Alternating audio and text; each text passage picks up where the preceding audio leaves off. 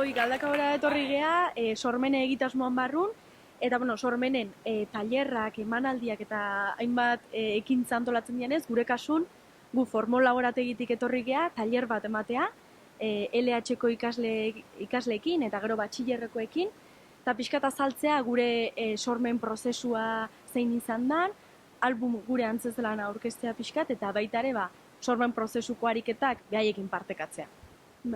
Bai, guztiz.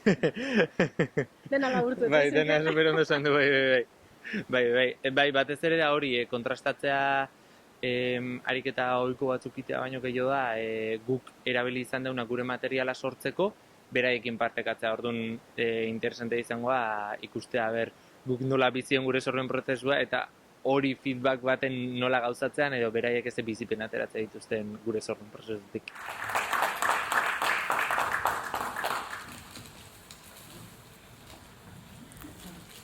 Esarrak eman momentu minea ezin da.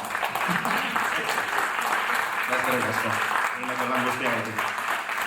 Oso harro. Eta berehala etorri zait Elbirarekin bizi izandako 2 urte haiek, 2 urte luzeak dira, eta zenbat gauza esote nituen ikusi eta bizi izan berarekin. Hitz egin dugu gauza askotaz.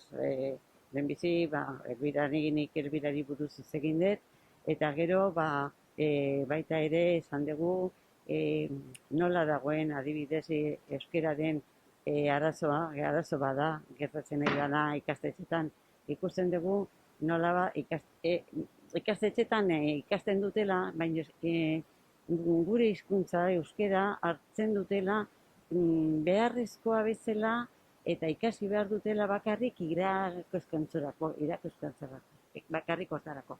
Eta ez bizitzeko.